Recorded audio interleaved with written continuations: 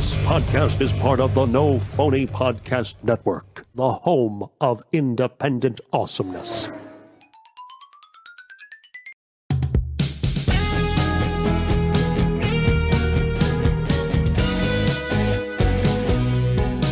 I don't think anybody else is crazy enough to have done what we've done.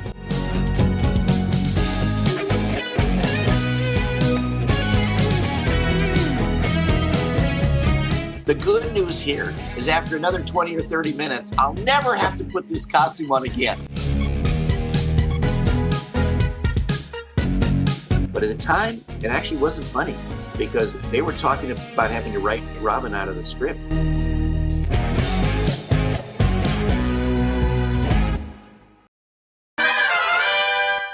Hey, everybody. Welcome to another episode of Deluxe Edition, the podcast where we dive deep into classic pop culture. I am Bill Sebald, and I'm here, as always, with my faithful co-host, Casey Shearer. How you doing, Bill? Good. How are you? So today we have one of our interview shows, and we spoke with the brilliant, absolutely brilliant Burt Ward. And why do I call him brilliant? Because he is a master at telling stories. He had us laughing, the entire time. Talk about, like, I love doing these conversations because sometimes they just go off the rails sometimes. And he took us into his company. He has a dog food company.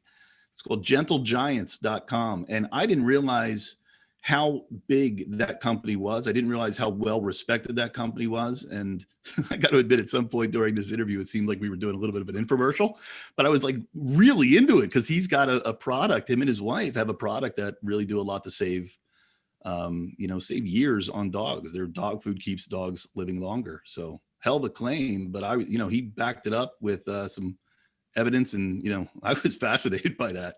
What do you think of the interview? I thought it was great, man. Yeah, and like you said, Burt and his wife are doing absolutely fantastic things with this dog food, and just getting dogs to live way, way past their expectancy. So yeah, it's really great. We're definitely going to be promoting this dog food. I'm gonna get some. I mean, my mother-in-law had heard of it. She goes, "Oh yeah, that stuff is great, but it's hard to find." So we'll see. I haven't actually tried to buy it yet. Well, I know you can get it online, as Burt talks about. He has a website.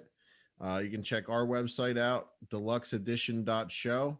And be sure to join our Facebook group, Deluxe Edition, yet another pop culture podcast, The Group, on Facebook. And we've been doing fan questions on a lot of these interview shows. And it seems like the guests really like the fan questions quite a bit. So, yeah.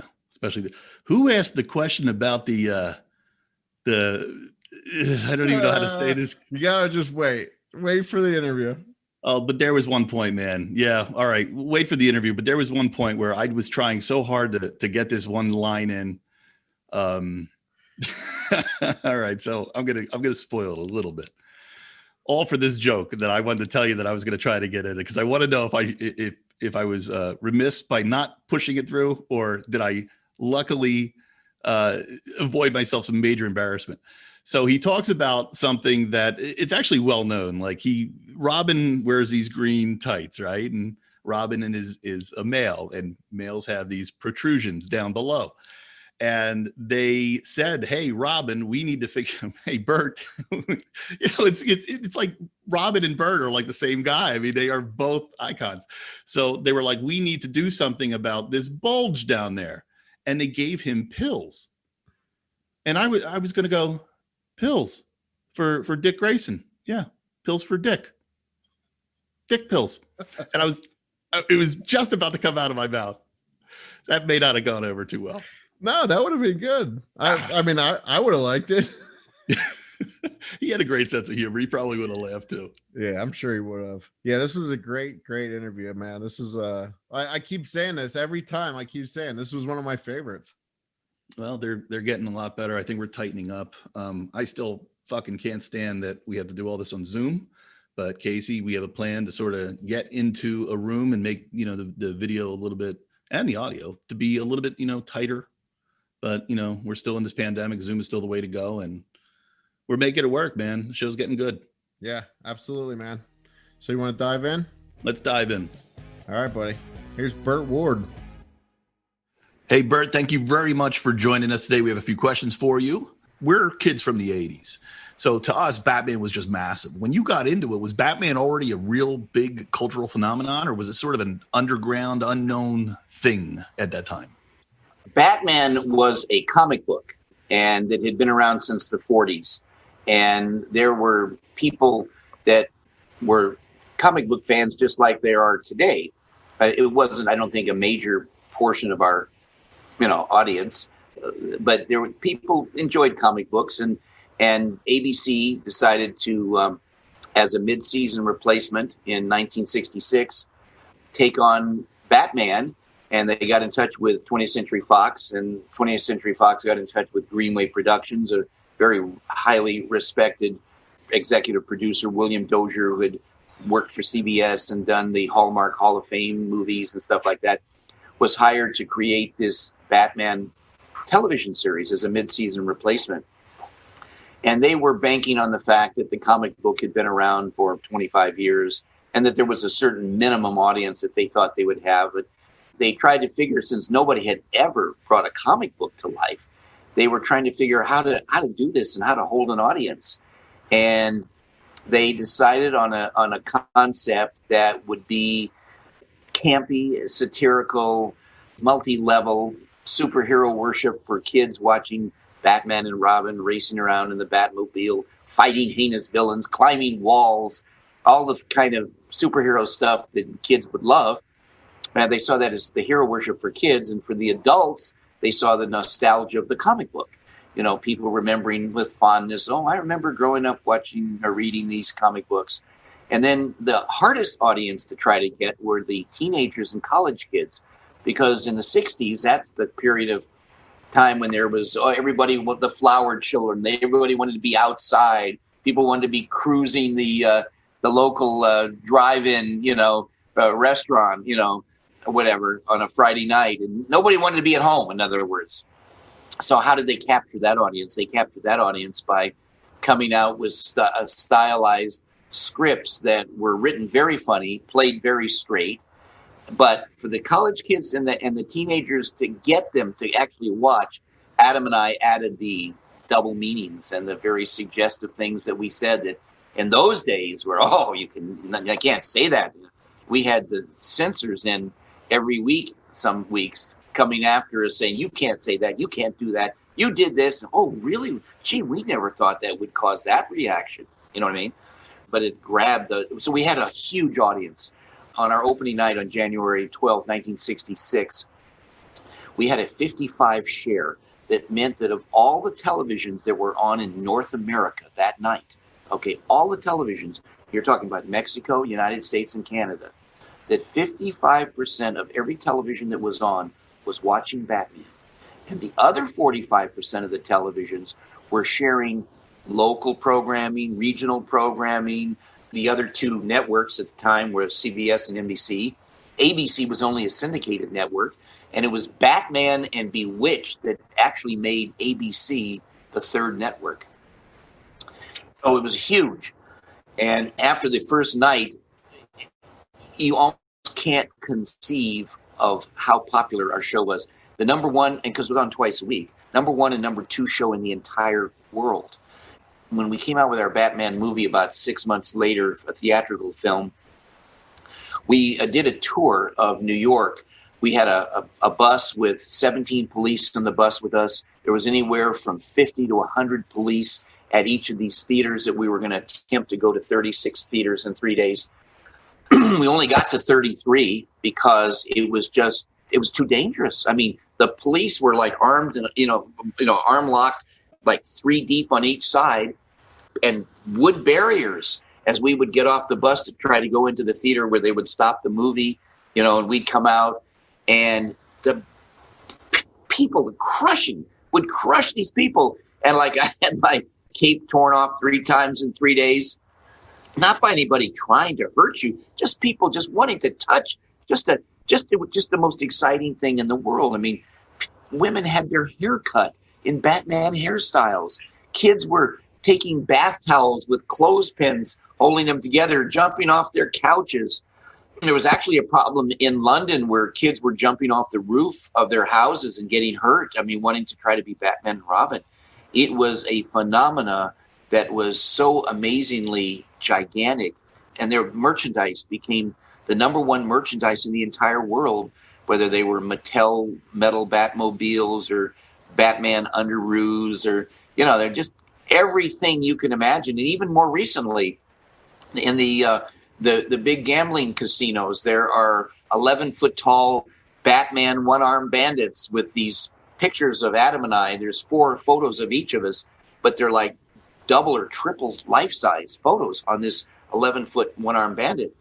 Also, there's a fabulous pinball game that was put out that Adam and I each did 300 lines of dialogue. So, you know, we're actually, when you get hit the ball here or there, you get a response from Adam or I with something that we would say from the show.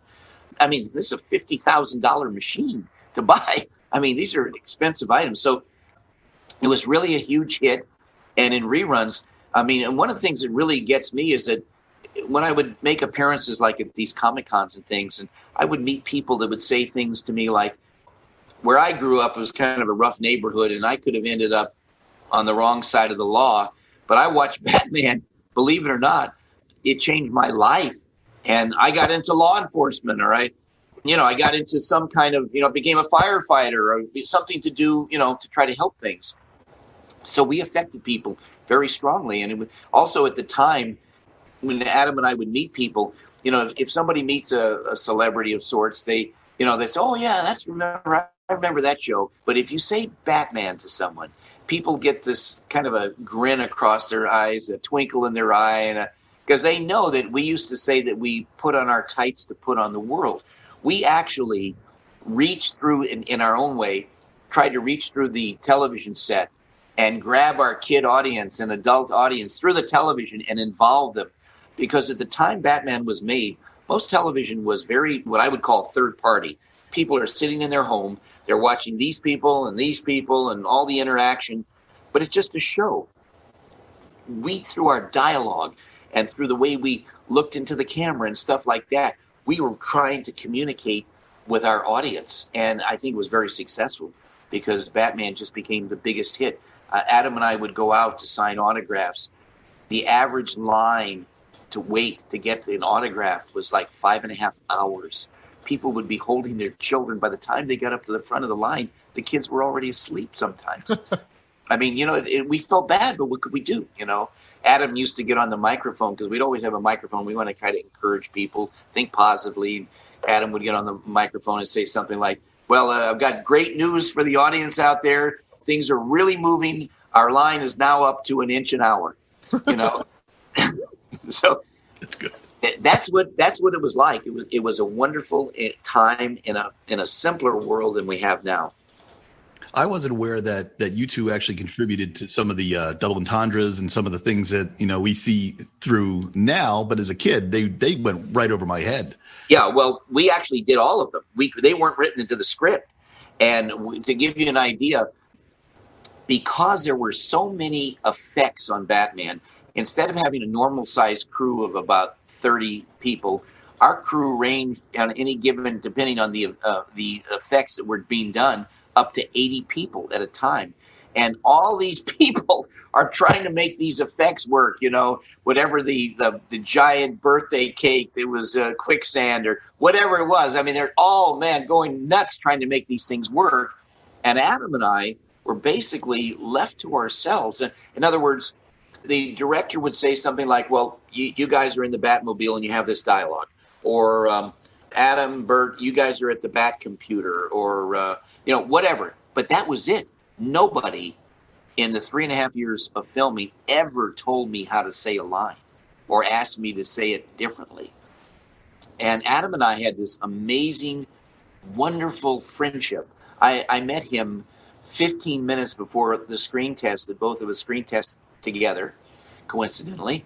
And after 5 minutes of talking together, he and I started laughing, and we never stopped laughing for more than 50 years. I mean, we just were got along really, really great, And when I started, I was only 19 years old. He was 37. So there's like a 17-year difference. And then on the set, I mean, all the crew on the set, I mean, these are the pros that shot major movies and stuff. So they're all like in their 50s and 60s, you know. I mean, there was nobody my age or even close to my age on the set. So for somebody young at that age, you know, you go on a Cole sound stage and you're in a costume and you got makeup and you sit around for 45 minutes to shoot for 30 seconds.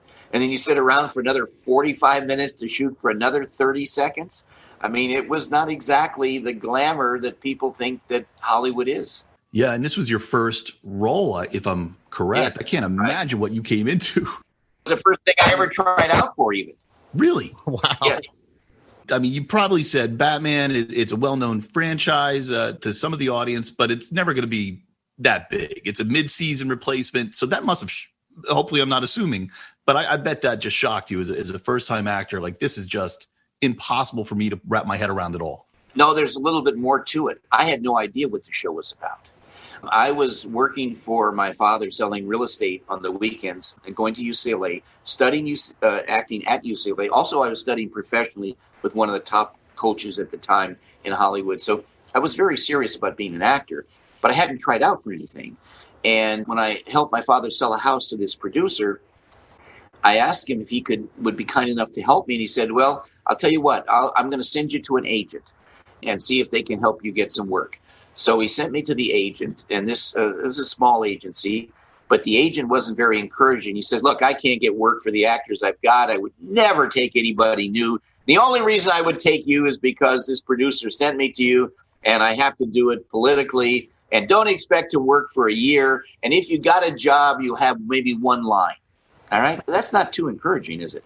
So I said, okay, because I was still young and very naive. And so about 3 weeks later, I got a phone call from someone in his office that said, there's something over at 20th Century Fox. We have your name on the list. I said, well, what is it? And they said, we don't know what it is. They're just casting, looking for a young guy. Going to go over there. You know, you got a 4:30 appointment. Go over there tomorrow. So I drove there, and they let me park on the lot, and they directed me to a bungalow. And I walked in, and they say, okay, you know, your name. I gave my name. They said, okay, here, we'll let you meet the casting director. And I met the casting director, and we talked for just a couple of minutes. He said, would you like to meet the executive producer? I said, sure. I mean, I figured everybody got to meet the executive producer. Well, that's not true, but I didn't know it, right? So I was I walked into the executive producer's office, and I guess maybe that because I hadn't been rejected, hadn't been knocked around. So many actors have been so emotionally destroyed, I think, by the time they actually get a role because they've been rejected. And it can be really harsh, you know. But I was, this is my first time, right? So I had no preconceived notions, good or bad. So I walked in and said, hello, sir. And I shook his hand. And this man was like shocked. Whoa, this guy is really forward, but not in a mean way, just, in a very open, friendly way. And the first thing he said to me, he said, you're kind of big for this part. I said, oh, but sir, I promise you I won't grow anymore. And he laughed. I mean, right? How can you stop growing, right? After a few more questions, he said, would you like to do a screen test? I said, sure. I figured everybody got to do a screen test. Well, that's not true either, but I didn't know that. So still having no idea what this was about, zero. And that's when it was set up, and I went to the screen test, and that's when I was introduced to Adam West, and I was given a single sheet of paper. And on that piece of paper had nothing about the name of any show. It just had a couple of paragraphs of dialogue. And the characters were Bruce and Dick. Not Bruce Wayne and Dick Grayson, just Bruce and Dick. So what can you derive from that? So would you have known if it was Bruce Wayne and Dick Grayson? Would you have said, "Oh, that's Batman"? No. I know Batman. No, because Batman, where I grew up in Beverly Hills, California, there were no Batman comic books. There were Superman comic books, Superboy, not Batman. And so I wouldn't have known. But in any event, I for sure didn't know because I had no idea what it was. So and they wanted somebody who was athletic. I was a brown belt in karate at the time. So I did some falls and stuff. And my screen test is actually on the internet. You can see it. What are you going to do now? Well, I'm going to do a couple of throws and a couple of falls. Falls. You're going to take the falls yourself? Right, I'm going to do the falls first, and then I'm going to take the throws. All right, let's see a couple of falls.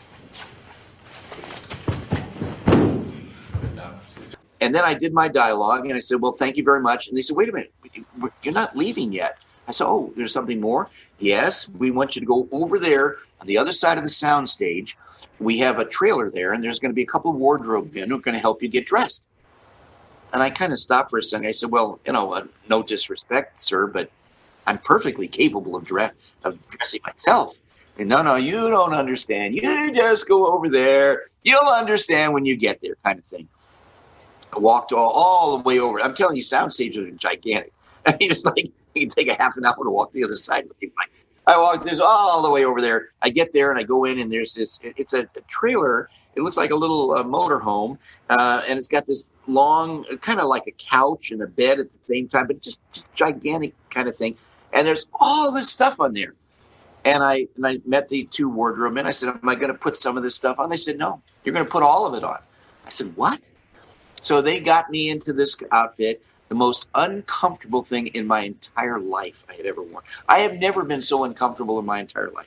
But I'm a kind of optimistic person that kind of tries to make the best of everything, And I finally got in this thing, and I could hardly move. I mean, just everything was horrible. The wool vest poked through the T-shirt and poking my chest, the tights pulling the hair on my legs, the mask touching my eyelashes and irritating my eye. I mean, there was a cape, like 20 pounds of double thick bridal set, pulling my head back like this. I mean, I was miserable. But I tried to be optimistic. So as I tried to get out the door, because you can't really see in front, you have like total tunnel vision wearing that mask.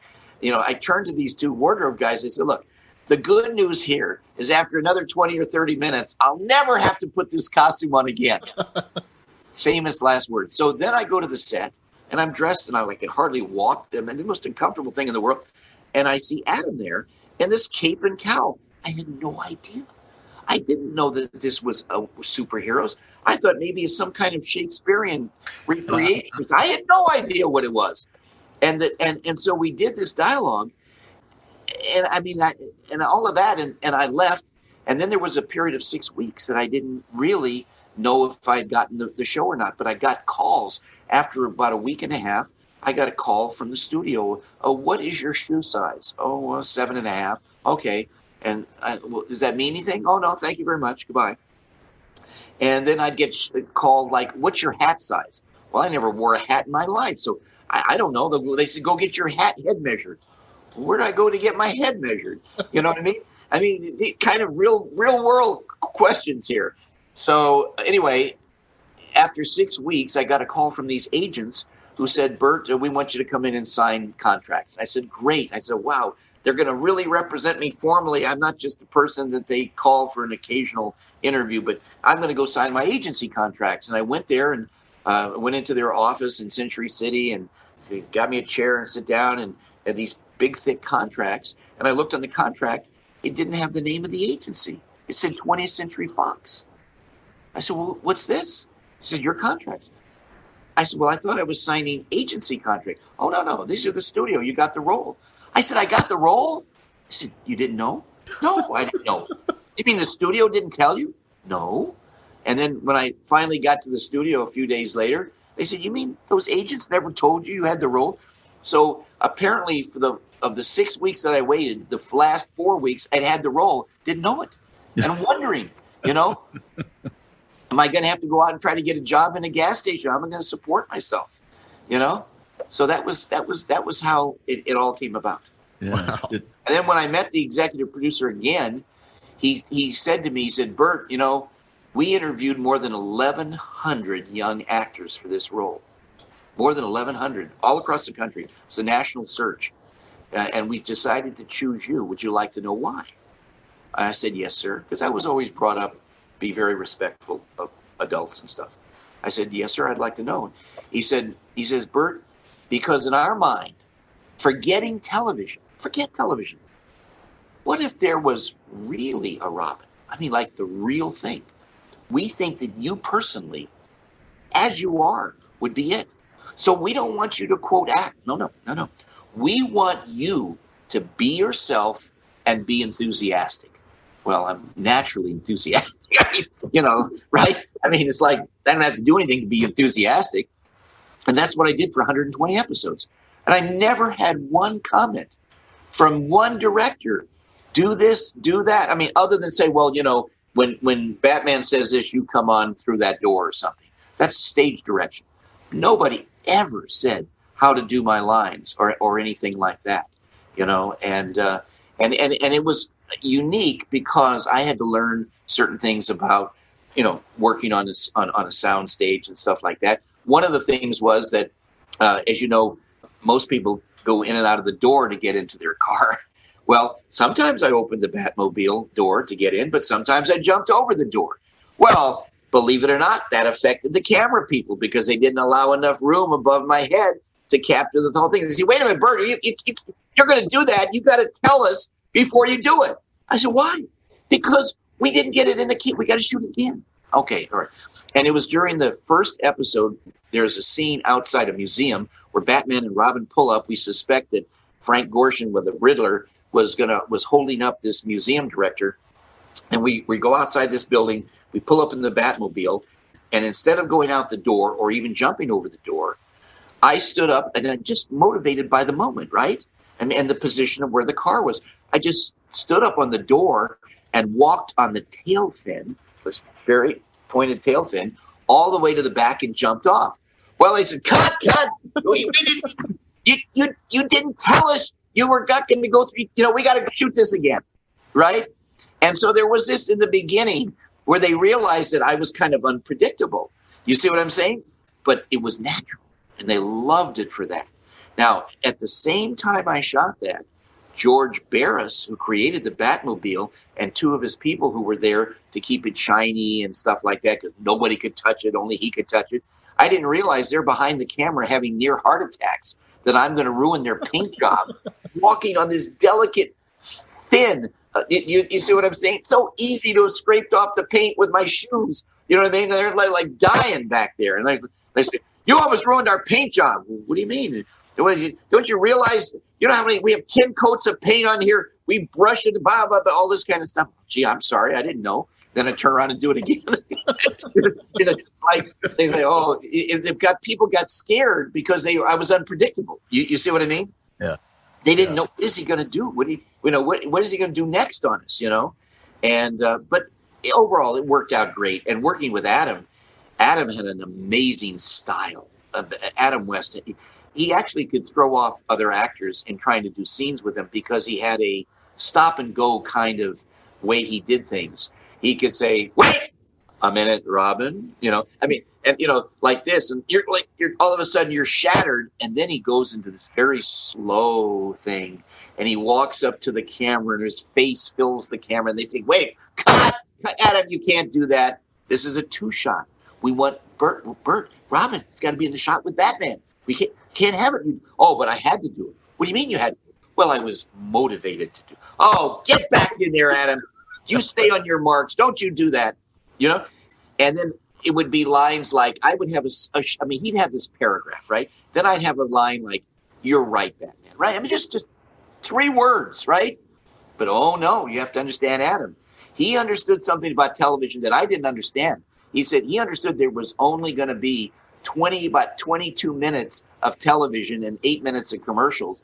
And the slower he talked and the longer he held that camera on him, that means everybody else had less camera on them. You see what I mean? Is that really what he was doing? Like, he admitted that?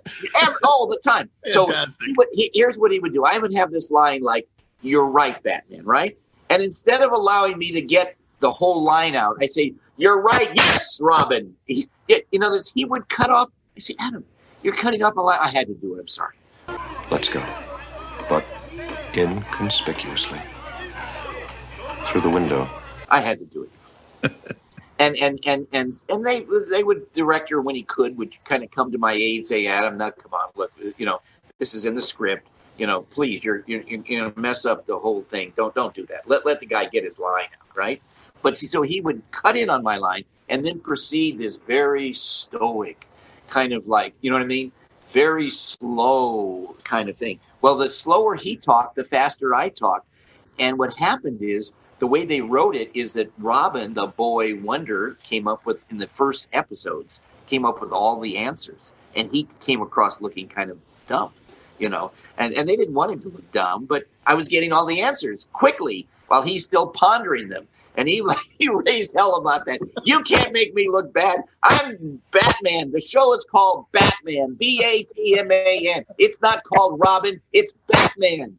And I'm the star of the show. But he did it in such a fun way. Yeah. You know, it was not a mean. The man didn't have a mean bone in his body. You understand? He was such a funny man. He was wonderful. And we became like very, very close friends. Yeah. Yeah, I didn't know you were I didn't know they let you run so free. So what would happen if you put out a line and the censors would come back with the production say, all right, don't blame us. You gotta blame those two. Those two are out of control. Like, would you? Yeah, well, he would just say, "Gee, I never knew. I didn't think it was." I'll give you an example. There was a scene where, in the third season, that we had Batgirl, Yvonne Craig, that for whatever reason in the show that Batman and Robin decided to invite Batgirl to come into the Batcave, but they didn't want her to know where it was, you know, in case she was ever captured or wherever it could reveal the secret location of the Batcave. So we gave her this bat gas and knock her out, and we drove her in the Batmobile, and like I sat in my seat and Adam sat in the driver's seat, and she was kind of in the middle there where the emergency bat turn was. Anyway, so we had this dialogue, you know, and on the way out, we had to give her this knockout gas again. And there was a very simple scene where Batman is sitting in the Batmobile, I'm sitting in the passengers, and she's kind of already like knocked out in the center between us. And just as before we drive out, I had a line that was, "Gosh, Batman, you know, Batgirl is very pretty." And Batman would have some line that was going to be like, "Hey, Robin, you know, I can see you're right, you know, and you're growing up," or something like that. Some very inconsequential line, right? A throwaway line, just to start to get you out of the Batcave. Well, Adam messed up 13 takes. Now, Adam could make mistakes occasionally because he couldn't read the teleprompter properly. I memorized my lines because I have near photographic memory. But he couldn't. So it could have been that for a couple of takes. But it had to be much more than that. You don't miss 13 takes like that. And what he was doing, and I at first I didn't realize, but then I came to the point of realizing as I saw the frustration getting on the director's face, where getting redder and redder, and like we're going to be far behind. We're not going to, you know. What he did is he pushed it to the end when he knew that whatever that 14th take was going to be, that was going to be it. There's not going to be anything after. They're too rushed to get onto some other thing, right? So he kept missing this simple line, you know, and I figured, well, whatever, I'm going to keep doing my line. So here was the 14th take, okay? And this ties in with slipping stuff in for the teenagers and college kids. So I have the line, "Gosh, Batman, you know, Batgirl is very pretty." He says, "I see that see, Robin, that you're, you know, that you're really growing up, and that you're about to experience the oncoming thrust of manhood." Oh my God. Thrust of manhood. And like tears were coming down my mask. I had to put my head down as though I was looking down because I didn't want the audience to see the tears of laughter coming out. The director didn't notice it. The script supervisor, they were all too panicked moving on. They said nothing. So when that show came out, man, the censors were in the next week, but it had already aired. The censors weren't catching it when they should have caught it, which would be to pre-screen stuff. But there's too many television shows on. How are you going to have enough censors to go around and watch every single show before it comes out? All they can do is really kind of look for ones where there are potentially more problems, and we became one that they kind of like focused on after a couple of weeks of this, right? And but it was that kind of humor and the double meanings and the suggestiveness and all of that stuff. But people loved it. Yeah. They laughed, and they knew that we were doing this stuff. It's such a bold move, and it's really impressive that the set that you had was huge, you know? Well, yeah, it was $800,000 set of the Batcave. $800,000. This is in 1966. That'd probably be about $4 or $5 million now just for a set. just the background for which you had the Batcave, not counting the other sets, of course. And then you got the bat pole sliding down, which we had to do one time, 65 feet high. It was so scary. It was really dangerous at the time. I had to go up these rickety steps where these, in a soundstage, you have these wood steps that you can see through, right? They're not solid. And as you're going up higher, you're looking down, you're seeing again, and they're not real solid. You're going up and you're going up and you're going up and you're going. And it got to a point where they had these two poles. There was no net. We literally jumped out onto if we slipped, I've been dead. I'm not kidding you. And not only that, but they had warned us because of the friction of sliding down fast to take the inside of our shoes, the rubber on the inside, and instead of wrapping our legs around it, to basically hold the pole with the insoles of our shoes. So as it was coming down, because it's not going to hold, you're going to slide down. But the friction would have just burned, giving me second or third degree burns on my legs if I had done that. I mean, this was really dangerous. I mean, I had to literally jump onto that pole. There was no safety. There was no ropes. It was a different time making television than it is today. Did Adam do that too? Because I always heard if it's true or not, the rumor is that you didn't have a stunt person and they made you do all your own stunts. Oh, no, I had a stunt person. You know what the problem was? They never used him. They did only use him on some of the fight scenes. You know why they never used him? Because he didn't look like me. And this occurred in the very first day of filming, day one of my filming on Batman, outside Bronson Canyon in Hollywood, where they shot the famous Batmobile coming out of the Batcave. They said, Burt, you go into the Batcave there. There's, Batmobiles in there. You're going to get in the cave and, you guys are going to drive out and come past the camera and head off towards Gotham City. I said, okay, great. First shot, first day, 7 a.m. in makeup, in wardrobe. And I go into this dark cave, and it's kind of hard to see when we first go into something that's dark. And I kind of find my way. I get into the Batmobile, and I look over, and I thought it was Adam, but you know how without any sound, you can sometimes just sense that there's something different, I said, Adam? He said, no, I'm Hubie. I said, oh, well, why are you in Adam's costume? He says, because I'm a stuntman. This is a very dangerous stunt. And the studio doesn't want to take a chance of Adam West getting hurt. I said, well, that makes sense. And I'm sitting there thinking, is this really dangerous? I say to him, yes, absolutely. We've got to come out at 55 miles an hour. We've got to make a sharp left turn. And, and I said, well, what's it like being a stuntman? He said, it's great. He says, the more broken bones I get, the more money I get. And I'm contemplating that. And I'm hearing him say, okay, roll it up, get ready to shoot. I say, wait a minute, wait a minute. There's a mistake here. And the second unit director comes up and says, Burt, what's the problem? I said, this man telling me he's a stuntman. Yeah, we know that. Yeah, but he's telling me it's a dangerous stunt. He said, yeah. He said, yes, we know that. I said, yeah, but, where do I have a stuntman? Oh, yes, you do. I said, oh, great. Well, where is he? Oh, I think he's having coffee with Adam West. Well, wait a minute. Why am I here if this is dangerous? That you're so dangerous you don't want to take a chance at Adam West getting hurt. Why isn't my stuntman here instead of me? Oh, we can't use him.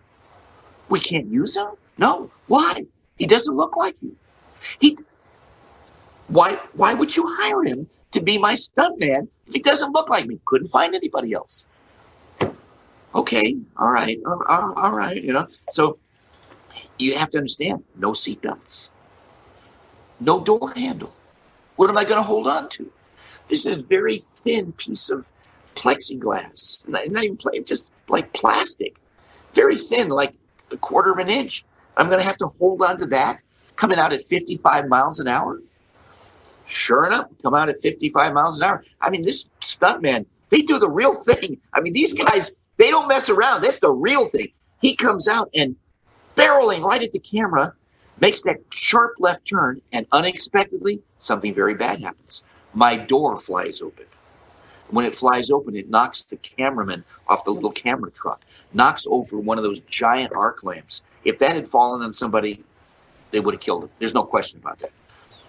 I was thrown by the centrifugal force towards the opening in the door. And it's like just, reaction. My hand went behind me, and luckily, my little finger on my left hand wrapped around the gear shift knob. and it kept me from falling out, but it pulled it out of joint. It's incredibly painful. If you've ever had something dislocated, like it is incredibly painful.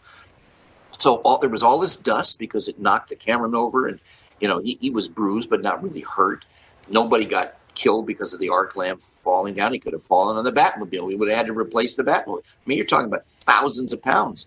So they rushed over and they said, "Burt, you okay?" I said, I'm okay, but my hand is killing me. And through my glove, you could see that my glove and my little finger had already doubled in size from the swelling. And they said, "We got to get you to a hospital because, it looks like you're going to have that reset." I said, "Oh, my God. Okay, well, show me. Where's the car I go to?" "Oh, we can't take you to the hospital now." "Oh, we didn't get the shot, Burt. We got 80 guys on a crew. It's every 15 minutes. It's $30,000. Oh, all right. We had to do that shot several more times. Now, that was at 7 in the morning, by the way, about 7:30 by the time accident happened. I left for noon for the hospital after having done this several more times doing that shot. And that was the first of 4 days in a row that I was at the emergency hospital from injuries, second-degree burns, a 2x4 from an explosion, landing on my nose, breaking my nose. I mean, it was a dangerous show. I didn't think I was going to survive the first week. But the studio, very smart, these guys. They took out I think it was at the time, a $3 million life insurance policy on me at the time, which is probably like $20 million now. And I could swear by the end of the third season, they were trying to collect on that policy. That's they could be doing. Yeah, I was wondering, I was going to ask you, I hope when you look back on it, did they pay you enough for all this? But maybe since they were paying these high insurance premiums, maybe you didn't get paid as well. Well, I used to tell people that I got paid weekly, very weekly. My first year, I was co-starring in a series, and for the first year, I got $350 a week to co-star in that series. But then the second year, it did take a nice jump up to $450 a week. And then I made the big killing on the last year, $600 a week for half a season of stuff. It was not a lot of money. It was, if you add it all together, it was less than $100,000 over 3 years to co-star, in the series. Adam got like 10 times the amount, but still, by today's standards, it was peanuts. We didn't get a lot of money for the show, but we had a great time, and it became an ultimate classic. What about appearances and things like that? Was that lucrative as well? Because you were at the height of pandemonium. I got to think there was a lot of opportunities to make more money. Yeah, we did. Both Adam and I did very well going out signing autographs. And initially we were paid, but over time the industry turned where it became, instead of paying people to go there, they would get the lesser stars that didn't charge these big, daily fees and let them sell their photos. And we ended up, I remember there was a show that Adam and I did in Detroit at Cobo Hall. We actually hold the arena record there, 182,000 paid attendance over the weekend. But we sold 28,000 photographs at $1 a piece. At $1 a piece in those days. Okay, today my signature on a photograph is $100. I mean, can you imagine if in 28,000? At that time, at $100 each, that would have been a lot of money. But it was a great time. We had a lot of fun. Adam and I were always great friends. And Batman is a classic. Yeah, if I think about everything pop culture, like classic pop culture, the top 10 classic things, the icons that you think of, it's your Batman and Robin. That's got to feel amazing. It does. In fact, there's a new book out from DC Comics, which is owned by Warner Brothers. It's called Robin, 80 Years of the Boy Wonder. It's one of these incredible 400-page coffee table books. And they asked me to write the introduction. And they, very nice. So I have the introductions, I think 3 or 4 pages that I got to write for that book. And it's very nice. So, no, and I've done stuff. And certainly we've done Batman movies before Adam died. We did 2 feature-length animated features that one of them was voted the best animated superhero feature of the year. And the last one was Batman versus Two-Face, where the Adam West played Batman, did the voice. I did the voice of Robin, and Two-Face was voiced by William Shatner. My goodness, here you have the 2 most iconic television shows in history Batman and Star Trek with the actors working together. It was great, and Shatner was fabulous to work with. He's a very funny man, really nice man, and I enjoyed very much working with him. And even today, I mean, I'm still doing stuff. Last December, I guested on Supergirl, and I played character Dick Grayson, and which is great because it was the scene that I had was just before the main titles, and everybody talked about it, and it was just written up. So it was great, It warms people's hearts, and although some people, in today's world, they say, "Oh man, you're very well preserved." Oh well, like holy formaldehyde, Batman. I mean, or like you're an icon, you're an on-screen legend. You're a relic. And what? No. But it was an amazing show, and it was a lot of fun, and it's going to be around probably for a very long time. I'm fortunate I got my star on Hollywood Boulevard earlier this year on January 9th. They tried to do it right around the time that the date that the show was aired. That would have been January 12th, but the scheduling only permitted January 9th.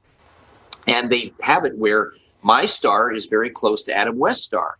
And on Hollywood Boulevard, they're very smart the way they did it, the Hollywood Chamber of Commerce. So if you're walking, say, from east to west or west to east, either way, every other one faces you, and every other one faces people coming from the other direction. So you're always facing, you're getting to see every other one where you can easily read it. But what they did is they positioned Adam and mine at about 3 feet apart, just about the distance that we would normally have our dialogue. And it's right in front of the Guinness World Record Museum, which is like super famous on Hollywood Boulevard. So we got great positioning, and it's been terrific. It took 55 years. I tell people I am a patient person, but 55 years, that's a pretty long time to wait. Yeah. with how big the show became, and a movie right away. So did you say in 6 months you were already working on a movie? Oh, we found that within 3-4 months. We were on our first hiatus, but I will tell you a piece of trivia. There was another movie that I had time to shoot that a producer named Larry Terman from 20th Century Fox, same studio now. So it wasn't like a different studio where they could want to keep you from working. Studios were very competitive. So this is the same studio. This is 20th Century Fox. A man named Larry Terman, executive producer, he came to me and said, "Burt, I'm doing a small movie here at Fox, and I've already checked during your hiatus. You've got time off. I'd like you to play the lead character in this movie." And I thought, "Oh, gee, that's great. I'd love to do that." And I thought, well, here it is, 20th Century Fox, the same studio, right? And you got the producer coming to you to play this.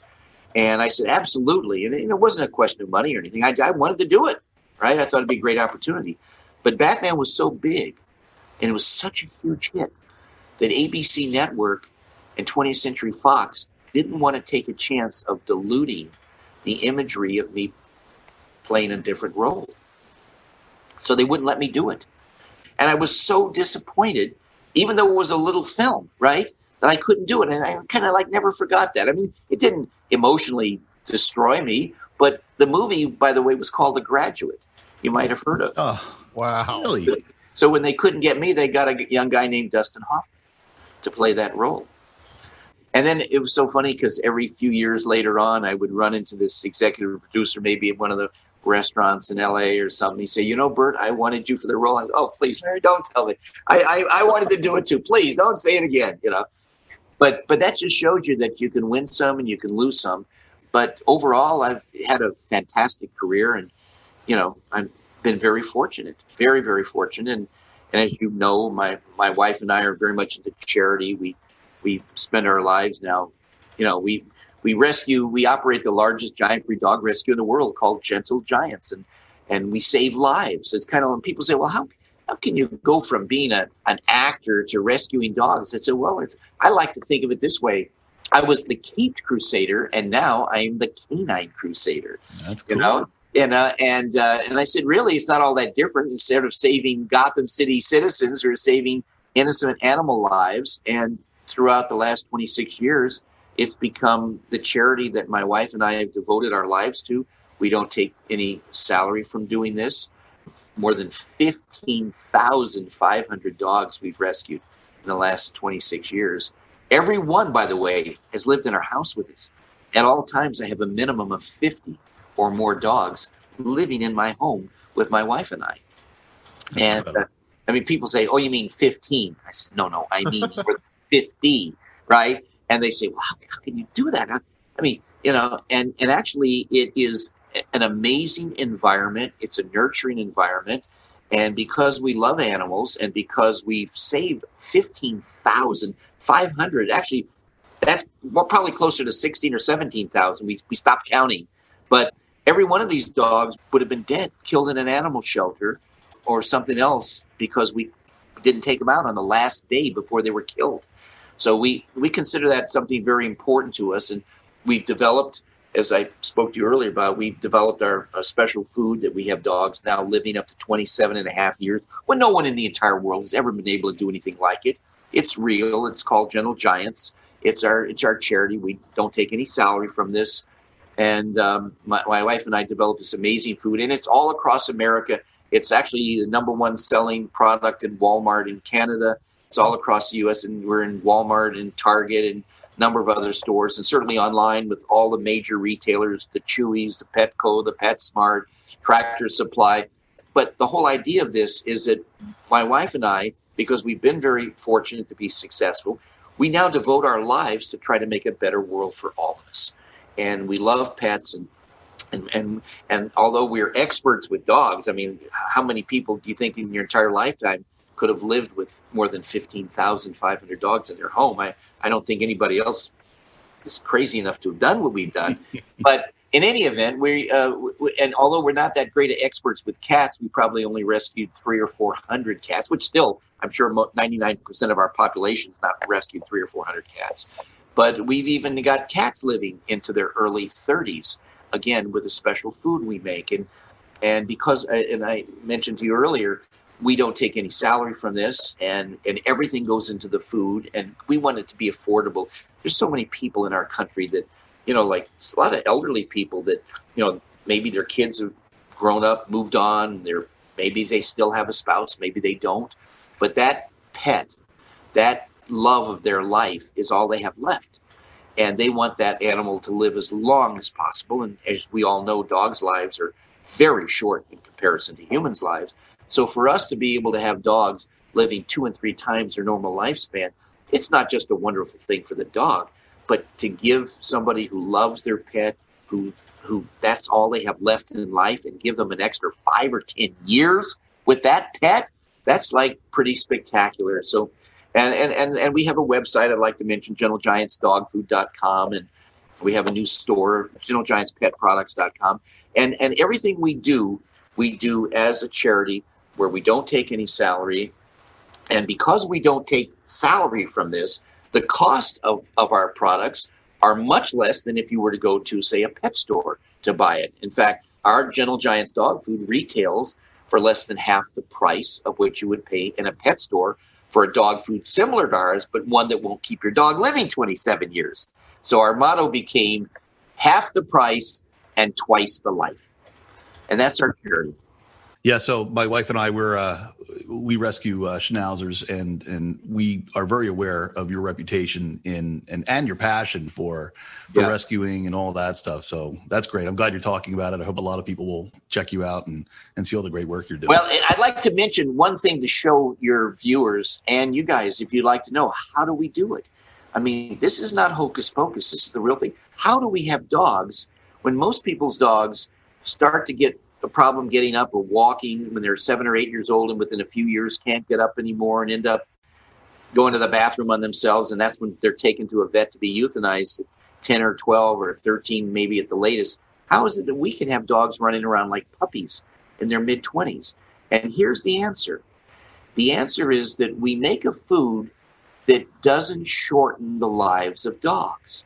And you say, well, why would food shorten their lives? Well, here's an example. If you're a dog owner, next time you feed your dog, or now go over to your bag of dog food, pick up some of the kibbles in your fingers, rub those kibbles together, and then put the kibbles down and rub your fingers together, and see if you don't feel that very slight greasy feeling. It's there. It's there on everybody else's food. It's not on our food. And you say, well, what is that? Well, that's animal fat that was sprayed onto the food to make dogs hungrier, to eat more dog food.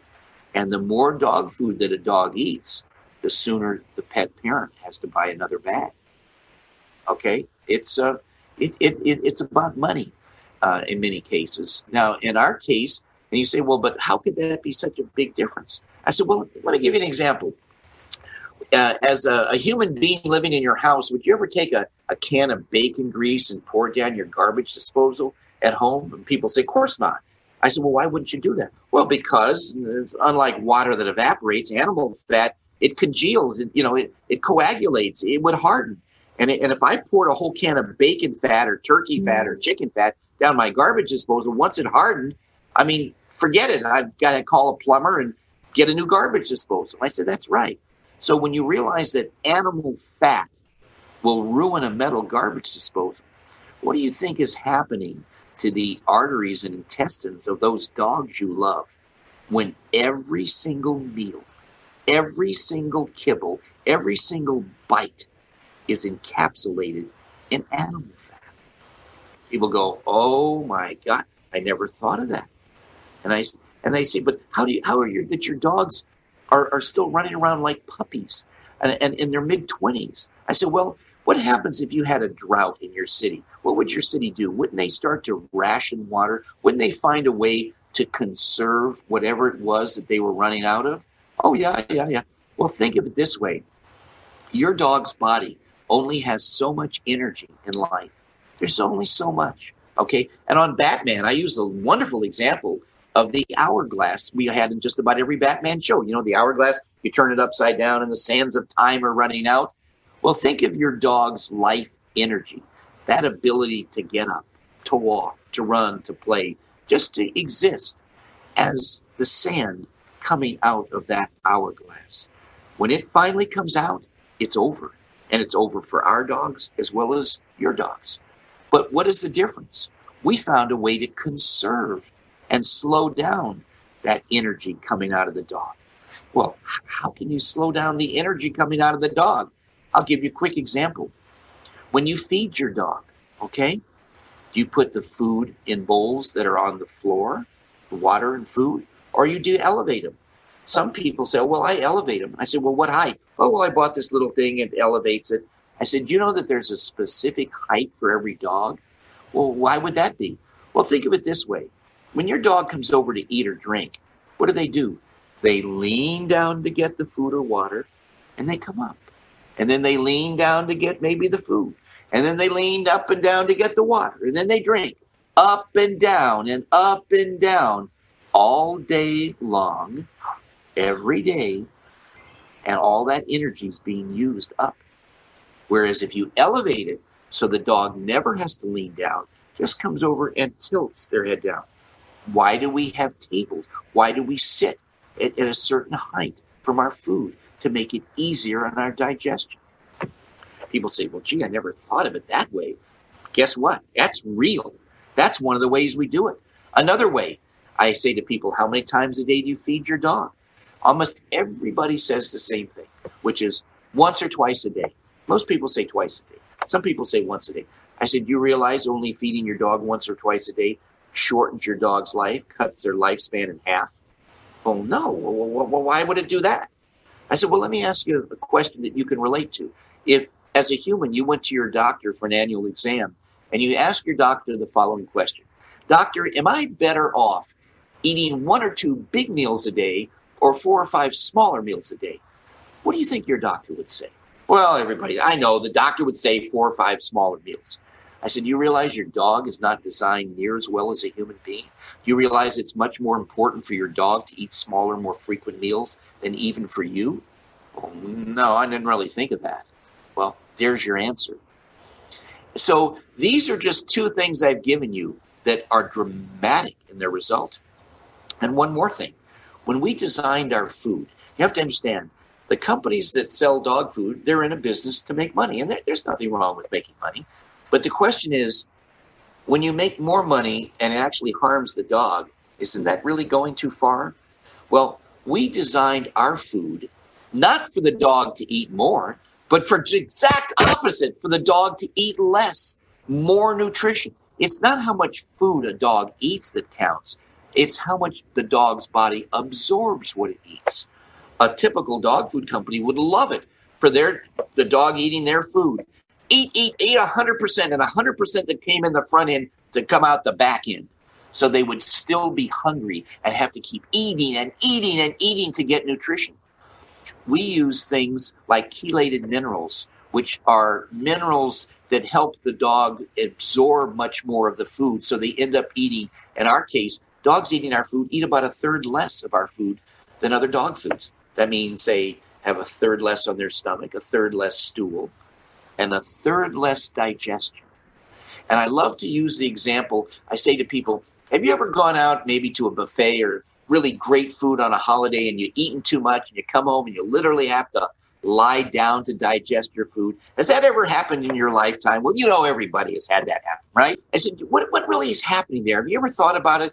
Your body is basically saying, hey, we're shutting down everything else till we get this food digested, because it takes such a massive digestive effort to digest that food. Well, suppose you ate a food that you digested a lot less. You're conserving energy. And suppose you ate it over 4 or 5 meals, where instead of all of that one time using that massive digestive effort, it was a very minimal effort because it was only a little bit at a time. These are the things that we do with dogs that collectively, day after day, meal after meal, add up. And it translates to longer, healthier lives, less illness, more nutrition, no clogged arteries, okay? We all know, if you remember as a kid, we all learned from school that every time we wash our hands, even though we may not see it technically, we're washing off skin, the dead skin that comes off. We don't feel it, okay? We wash our hands, it comes off. But our bodies are replacing their cells, right? And think about it this way. When you're a little child growing up, your cells are actually replacing themselves faster than they're dying. As an adult, we reach a leveling point, and as people get much older, their cells don't replace as fast, do they? And therefore you age. So what do you think happens when you clog a dog's arteries and intestines with fat, and you slow down the distribution of nutrients throughout the body? You inversely increase the aging process. These are all the things that we think about every single day. Every dog in our home, 50 plus dogs, is in our same feeding and care program, which your viewers can read on our website. It's free information, gentlegiantsdogfood.com, menu at the top of every page. The selected page is special feeding and care program. So all of this together, it contributes to people having dogs that can live. I just got an email 2 weeks ago from a man with a German Shepherd. I don't know the man. He didn't, I never talked to him. He just wrote to me. He said, Mr. Ward, you don't know me. I want to thank you very much. I did just lose my German Shepherd, but he's been on your food for 15 years, and he died at 23 years of age. Wow. 23 years of age. That's his dog. Okay, and he may not have been doing everything that we were saying about the 5 or more times a day feeding and all of these. I mean, we have refined this, and we're totally dedicated to it. But that shows you. So you don't have to lose that precious pet. If you want that pet to be with you an extra 5 or 10 or maybe even 15 years longer, we've carved a path through the forest. Just follow what we've done and you get the same results. Yeah, it makes total sense. It's when you're pragmatic about it. I mean, it just makes total sense. Everything sounds like it makes sense to me. It doesn't sound like a conspiracy. And it works. It works. We're living with it every single day. In fact, hold on. I'm going to show you something real quick. 1 second. Okay. I want you to meet Tinkerbell. Tinkerbell, she was napping, so Daddy just woke her up. Tinkerbell is she's 24, going on 25. Okay. Now she's a small dog, but nevertheless, her normal lifespan is only 12 to 14 years, not 25 years. That's amazing. Okay. See, look That's at great. her. See. And I have other dogs in this room that, in fact, I think the last time Tracy and I calculated, I think 65% of the more than 50 dogs we have here now have already lived more than twice their normal lifespan. That's consistency. That's not an anomaly. That's consistency. If you give the food to a senior dog, is that too late? No, it works more dramatically. That's where you get the most dramatic results. Okay, and I've had people that tell me after a week they've seen changes, but we tell people a month, and I'll tell you why it's about 3 weeks to a month. Remember, all of that fat on every single kibble that they've been chewing and swallowing. The good news is it will work itself out of a dog's body. If it didn't, then we wouldn't be successful. But it does naturally work itself out. The difference between us and every other dog food company is their food puts it right back in their body. We don't put it back in. Our food, if you feel it, is bone dry. It's so dry, if you took a couple kibbles and you rub them together, you could make a powder of the food. That's how dry it is. Okay? And these dogs that eat our food, they feel better. They are better. They live better. They don't have illness. I mean, it's a 24-and-a-half-year-old dog. It's a real thing. Yeah. And by the way, we have all the vet records of all of the dogs. Because we are a rescue, we are required to keep records. We have medical record every single dog. The age, condition of the dog, when it was last examined, the shot records. We have all of that stuff. So we have all our backup. Evidence, backup. Evidence that you're absolutely telling the truth. That's fantastic. That's great. This is wonderful. So we encourage your viewers and you guys, take advantage of what my wife and and one thing else, I mentioned to you on our website, we have that special feeding and care program. And I tell people, I said, what you're going to read, it took my wife and I 25 years of our life to learn what you can read and learn in less than 25 minutes. You talk about productivity. There you go, That's great. That's awesome. I'm going to put Tinkerbell back. Okay. To sleep. She probably wants to go back to sleep. Sure. Well, the thing is that it warms our heart. And because for us, believe it or not, I know, it may be hard to believe, but we actually get more pleasure of doing things for others than for ourselves. It's like I tell people, how many hamburgers a day can you eat? We're just, we're very happy. We have a wonderful life. My wife and I love her very much. We've been married 31 years. And, I tell everybody, by the way, the first 100 years are the hardest. After that is pretty smooth sailing. But we're very happy, and we have so much fun doing things together. So we look upon life as, how do we make a better world for all of us? Because we're all here really such a short period of time. Somebody told me one time, live each day as though we're your last, and someday you'll be right. So we try to make the best of life, and we have such a wonderful relationship with our customers too. People can call us, and they do. We get about 1,100 phone calls a week from people who have questions. Well, how much do I do this, or how much do I feed that, or can I do this? And then plus the Facebook questions. Our Facebook site is Gentle Giants Dog Food and Products, and my wife handles that and answers questions that are just, it's like thousands of questions she answers, as best as she can. But we get around, we get everybody an answer. Well, Burt, we appreciate everything that you're doing for the animals. Bill and I are both big animal lovers, and we're definitely going to try your product. Not personally, but. Well, it's so funny you should say that, because at an Academy Awards pre-party a few years ago, we had set up a display because we were giving away samples for some of the Oscar nominees and stuff like that. And we actually had Academy Award winners that were eating our dog food because they saw the results. I'll name one, Margaret O'Brien, Academy Award winner. Margaret O'Brien, very famous actress. She had there, and we had other people, other celebrities that were actually tasting the dog food. And the thing is that it is the same food that we eat. I mean, we use, for example, Tyson chicken, the same chicken. Tyson is number one manufacturer of chicken in the U.S. And we don't use a lesser quality. We don't use any byproducts. I mean, everything, we have no preservatives, no chemicals. And everything we have is what we describe as pure nutrition. Before we wrap up, we got quite a few fan questions here for you. Sure. Whatever. Fire away. All right. So we'll get right into it. Kyle Patton would like to know, did you really challenge Bruce Lee to a fight during the Batman Green Hornet crossover?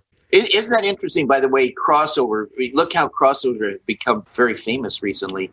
And we were the very first ones to do it, if you think about that. Right. It's 55 years ago. Okay. Bruce Lee and I lived in the same complex of condominiums. We were personal friends. And we used to spar together. I mean, really hard, not like what we had on Batman. In fact, we were also friends that I remember that Bruce and I and his wife Linda and Brandon at the time, his son who was 6 months old at the time, we went down to Chinatown one night and had dinner. And because Bruce had lived in Hong Kong for 10 years, he knew all the most authentic foods and stuff. But we were friends and we did spar, real hard sparring. And he was phenomenal. He trained 8 hours a day, every single day. It could have been Christmas Day. He would have trained 8 hours a day. He was an amazing martial artist. So on Batman, our style on Batman was not really to ever look like you're hurting somebody. I mean, you could see these villains would pick up a chair and hit it over Batman's head and he might fall down, but 2 seconds later he's up. I mean, there was never any blood. There was never any real violence in that respect. It was kind of bigger than life superhero stuff. So the fight scene, which, by the way, a piece of trivia for you, as you know, of course, Bruce Lee became by far the most famous cinematic martial artist in history and probably never be duplicated. He was so great and he just did such a great job and everybody loved Bruce Lee. Well, piece of trivia for you, his very first fight scene of his career on film was fighting me on Batman. Okay, and that was because we had the same executive producer, William Dozier, who produced the Green Hornet. And of course, Bruce played the role of Kato. Van Williams played the role of the Green Hornet. And because that show was coming out in the fall of 67, they thought they would, he could introduce it on our show because here we are, #1 in the world. What a great way to introduce the Green Hornet for its debut the next fall. So that's why we had that crossover thing. But we were friends and they were very clear about this can't look too real. Everything has to be big and broad and equal. They didn't want either side looking like it was unequal. Wow. Thinking about the villains for a moment, you had some big stars on there. I mean, yeah. They must have gotten the show from the get-go and said, this is something I want to do. This is fun, and I'm willing to put aside all my esteem and everything. Like Burgess Meredith, like it seems crazy that he did this role. Oh, so Frank Sinatra wanted to play the Joker, but Cesar Romero had already been cast. Every star in Hollywood wanted to be on our show. Something happens. If you have something that's successful, everybody gravitates to that. And there was actually a tremendous demand to be on our show. And remember, there's only like one villain every week. And I think the last season they tried to have 2 villains kind of join up together. You know what I mean? But so because the demand was so great that they created that special scene of Batman and Robin walking up the wall where, a window would open and the very first one, Sammy Davis Jr., okay, Jerry Lewis, Don Ho, Betty White, Lurch, Colonel Klink, Dick Clark. I mean, there was just endless number of celebrities and their families were crazy when they were on the show. I mean, everybody, there's such a demand to be on our show. It was so crazy hot.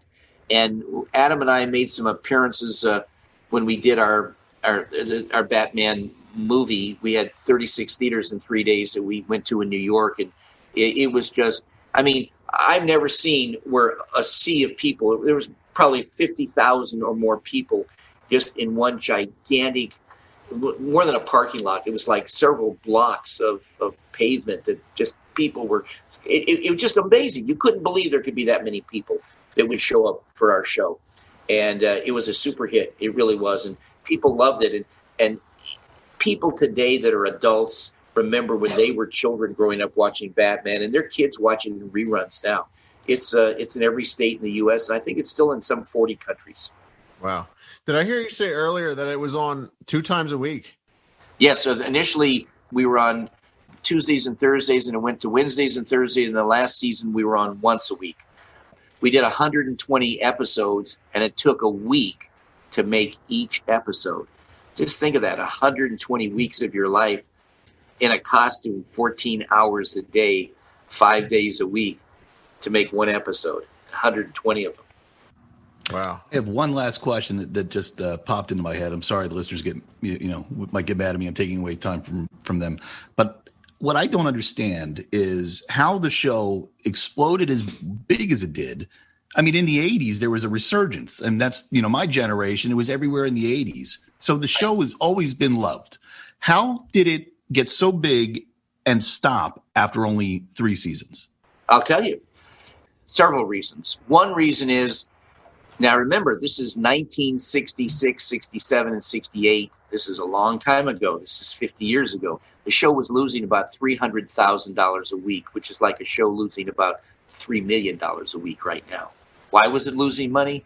Because there was just too many effects and too much this and a crew that was 3 times the normal size to make everything work.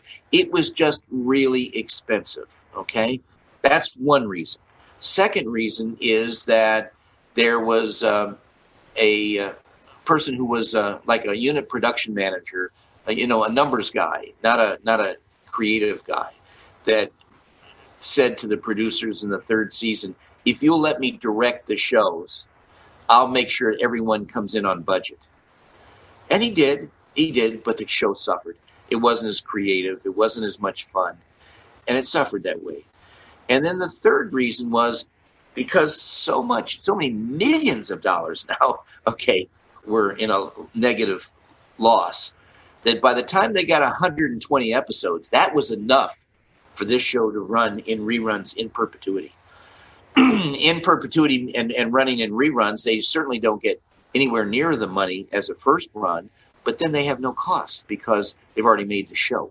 And that's how they recouped. And Batman became finally, after, 20 years, it actually became profitable, where it wasn't profitable for 20 years because it took that long to recoup the investment and the interest and all that kind of stuff, where it became a profit. So it was a business decision. People need to realize it's called show business. It's not just show, it's show business. So, they made a business decision, but look what Batman has done. You think about it, we really had a huge reaction in terms of what production is today. Look at all the superhero movies that are out that were generated because of us, Batman and Robin, and the interest in superheroes. And something else, a piece of trivia. You know how, like in almost all the movies you see today, superhero movies, or even movies like Bad Boys, where you have a relationship of 2 guys, and then they're doing something very dangerous and all that kind of stuff. Well, right at the moment of great danger, they'll stop and have some little dialogue between each other that's kind of like comic relief, and then they go on to the scene. We created that. We actually created that. It was written in that. I'll give you an example. We had a scene where we're in a warehouse and we're looking for the Joker, and all of a sudden, from nowhere, 8 of these giant henchmen show up, okay?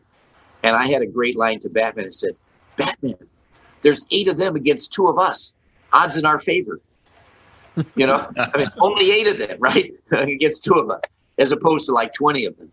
So, but it was that kind of dialogue that we had at the time that really became popular in modern times, and they use it in all the movies. Every popular movie has a moment of comic relief right near the moment of the greatest tension.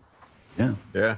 Well, although you said it only lasted 120 episodes in 3 years, it'll be around forever. Yeah, I think so, because there's always going to be, and it's so funny because television shows, when they're sold in reruns, are usually sold for a season, or maybe if it's a really popular show, for a year. Batman was sold in blocks into reruns a minimum of 25 years per sale. Wow. That's valuable. It was considered as a property for reruns. 25 years. Anybody that bought it, they bought it for 25 years. All right. Well, let's get back into the fan questions. Lupe Velasquez wants to know, do you have an actual Batmobile in your garage, one of the 5 originals or a replica? I almost had one. I was actually having one built because of making appearances and stuff. But I lived on the road a long time making appearances. Actually, before my wife and I got married, I've been doing appearances since the show first came out. But I was doing for a period of 25 years, I was doing 300 cities a year for 25 years, living literally out of a suitcase. So I decided that I wasn't going to make those appearances physically, traveling all the time. I wanted to be able to have a family and live some kind of as close to normal life as we could. But then I decided I would do appearances virtually, as I'm now doing, where now with the technology, I can do an appearance in the UK or Australia or Japan, where it's setting up, they use this little Facebook portal type thing where on an 85-inch television, it's not only is it just like being there, but they have machines now with the whole Sharpie pens, the same pen that I sign. I can sign my name to Bill or John or Mary or whatever with a special message. And on the other end, it prints it out with my signature in wet ink. Okay, wow. Talk about pretty sophisticated. In addition, when I did all the personal appearances and I was signing autographs and I met people, yes, they got to shake hands. That's true. Okay, but when they had left with a photo. Now, because of the technology, they not only leave with a photo, but they can leave with the video of us meeting and talking, which is a verification that, that picture and everything is real, but it's also something they can put on their Facebook page or share with their family or whatever, and keep as a permanent thing, a video of us having talked together. And some people say funny things, and I have funny answers, and I always try to make the best of it. You know what I mean? Where everybody comes away with something like, gosh, that was special. All right. So Steve says the pop song Boy Wonder I Love You, recorded by yourself, where Robin reads fan mail from his adoring fans, plus the B-side featuring you singing Orange Colored Sky, a classic that needs to be updated or placed gently back into the history books. Well, it depends on which one. In the case of Boy Wonder I Love You, MGM Records came to me, And if you think about it, in the famous Dirty Harry movies, Clint Eastwood has a line, a man has to learn his limitations. You know what I mean? Kind of thing. Well, I don't sing, all right? And my wife's a fabulous singer, but I do not sing. And I tried to tell this to MGM Records, oh, Burt, you don't understand. We're going to give you all this money. You got to do this for your fan. You got to do this, right? So I agreed, and I had this contract with MGM, and they introduced me to this wild guy named Frank Zappa.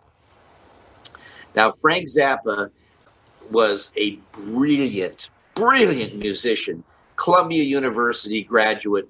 But if you looked at him, okay, with his long black hair and very unconventional thing, and then he had this band with him, the Mothers of Invention, that these guys, they're exactly the opposite of what you would imagine Robin to be, right?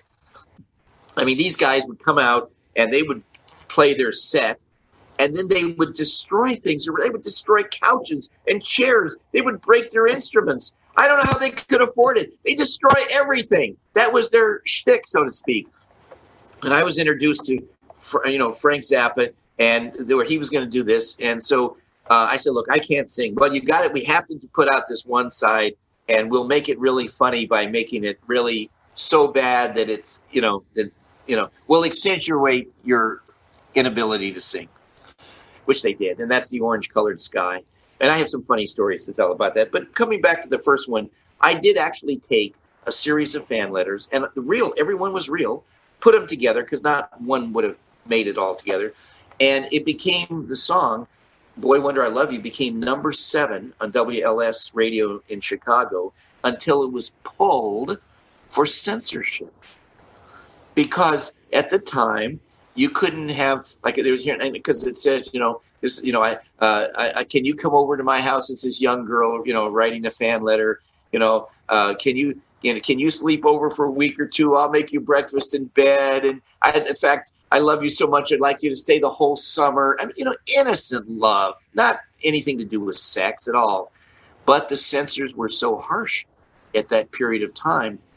It was pulled off the air when it was number 6. It could have gone higher. Then on the other hand, the song that I sang, well, believe me, I'm not a singer, so a lot of that is my fault. But they really goosed it up to me, just absolutely horrendous, and it became this hit that people like, was it Dr. I don't know, Dr. Drew, not Dr. Dry, or I don't know who it is, some kooky kind of a guy plays it on the weekends. And in fact, my own daughter played a little trick on me. I have an older daughter. I would have business people come over to our house, and I had a beautiful beach house in Malibu. And I'd have a business meeting. In fact, I'll tell you, it was one of the business meetings because I ultimately became, I had operated fan clubs and I did merchandising at rock concerts. And there was a very famous group called ABBA, I'm sure you've heard of. And their manager, Stig Anderson, came to our house. And for 3 years, I did everything for ABBA in the United States, everything. And they were #1 selling group in the entire world. So he was over discussing business with doing ABBA. And at the time, I think my 11 or 12-year-old daughter put this orange-colored sky on, and we're playing this music while I'm trying to have this business meeting. And here's the manager of ABBA, the biggest group in the world. What is that? What is that sound? What is it? You know, I said, I don't know, just my daughter playing some crazy kind of game show or something. No, I don't think it's a game show. It sounds like a song. You know what I mean? And I'm trying to cover it up and say, let's don't worry about that. Let's not look let's get back to our business. But it was such a funny thing. And my daughter, of course, be giggling, and she thought it was the funniest thing in the world as kind of a trick to play on her dad. And, I love her so very much. Of course, I wasn't mad at her, but I would have preferred she'd not do it when the #1 manager of the #1 group in the entire world is sitting in my living room, So what was Frank Zappa? Did he record with you? Is that he wasn't the producer. He's the one that arranged everything, and he got the group behind. He directed everything. He was like the director, if you will. There was a guy named Tom Wilson, the actual producer. Everything was done intentionally the way it was done, and he was honestly became very successful. And Frank was incredibly impressive. This is a man that really he was brilliant, just way beyond his time, brilliant. So I was actually very fortunate, and it was a fun thing. But to have when I had our picture taken with him and the group, it was just like, it was just such a contrast that it was like, oh my gosh. And people would laugh and they say, oh my God, I can't believe that photo. These guys with shaggy hair. And I'm sure they were clean, but they made it look unclean and it was just, and here I'm all American apple pie. And it was that huge contrast. But actually, if you think about it, in history, the greatest comic duos have always had great contrast, right? Laurel and Hardy, Abbott and Costello, Ed McMahon and Johnny Carson, always great contrast. Okay. So, and Adam and I, great contrast, he's very slow and deliberate and, he kind of thinks of himself like Winston Churchill. He's just got these grand, bigger than life, In fact, I'll tell you a funny story. One time, Adam said to me, he said, Burt, and you can just see it's coming on here with one of his things. He said, I really got an insight to what it was like to play Batman. I mean, I really understand it for its full, real world, what it really takes inside to play Batman, what it really means to the world. I said, oh, okay, Adam. Well, what, He says, I watched Charlton Heston on the 10 Commandments, having just received the word of God, or whatever, Moses from the Sermon on the Mount, whatever it was, and Moses parted the Red Sea and Adam only parted other things. But the point of it is that he thought of himself in such a grand, bigger than life. He used to tell me, there's 3 B's in the history of the world, 3 B's. What are the 3 B's? Beatles, Bond, and Batman. So he thought in these grand terms, right? And he's the guy that wanted his tea at 4 p.m. And I'm like this kid that never grew up. So there was such contrast. But and the slower he would talk, the faster I would talk. And the slower he would move, the faster I would move. But everything was natural. Nobody ever said, oh, Burt, don't do it like this, or don't do it, or do more of that, or to him, either one. They let us be, and this natural chemistry we had just worked amazing. This was the time of the drug culture. Did drugs play any role into the creativity of the show? No. No, and in fact, Adam and I, well, I mean, I always was very straight. I mean, I was very much like my character. I mean, I think that's why they hired me. I never drank in my entire life. I never smoked. I never took drugs. And to be in this business where, you know, there's a lot of people that fall by the wayside because they get involved, the pressures and stuff. But I never did it. And, you know, I'll tell you something. I really learned a lesson years after I did the series. When I would be making appearances, and some of the people from other shows that were very popular would be at the same appearance. And I felt sad because I looked at them and said, my gosh, they look so much older, you know? I mean, we all get old, but it just, you know, and I always felt, and people say to me, God, what is it you're taking? Are you drinking formaldehyde? I mean, you're like so well preserved. I said, well, I'm not sure I like the way that sounds, but you know, if you really do live a clean life, it pays off, you know, and you don't have to not have fun. You can have fun, but you don't have to bring yourself down. You don't have to do things that harm your body, because our bodies are frail enough to begin with, right? Right. So let's see. Joe Eustace wants to know, who or what was your favorite villain from the show? That is really a question I get asked all the time. And understand, as a 21-year-old kid on Batman, having watched these superstars either in film or on television, every week a different one, I was like the kid in the candy store. I mean, all that candy was great. I mean, every one was special, and every one had something that I admired. I know that there were some that I recognized because I'd seen more of, you know what I mean, on television and stuff. But I was thrilled. I mean, I worked with so many stars. I mean, of course, the main ones that they did so many episodes with, you know, Cesar Romero's the Joker, Frank Gorshin is the Riddler, Julie Newmar's Catwoman, and Burgess Meredith's the Penguin. But we had other stars like Joan Collins was the Siren, you know, and we had, look at all the great actors. Victor Buono was King Tut.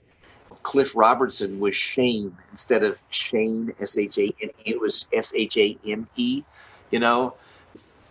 And just think of all these superstars that were on our show, you know, that were, wow, it was cool. So for me, I had a great time doing it, and I can't even describe what a thrill it was. I was as much a fan of them as they were a fan of being on our show, because they knew their family would benefit from it. It wasn't about money. It's like people that are really, that want to do something that's really creative, because they know that their peers and their friends and their family will all get a kick out of it, you know? Mm-hmm. Did you ever have a guest on the show who just didn't get it? I don't think so. I mean, there were some, we had some, like Maurice Evans, a great Shakespearean actor who didn't 100% get into the bigness of the character because they were so used to, I guess, doing, you know, such great Shakespearean stuff. But most of the people saw Batman as an opportunity to do acting that they couldn't do anywhere else, where they could be bigger than life. They could be badder than anything. They could be, you know, just super villain. And like we were superheroes, you know? All right. So let's see.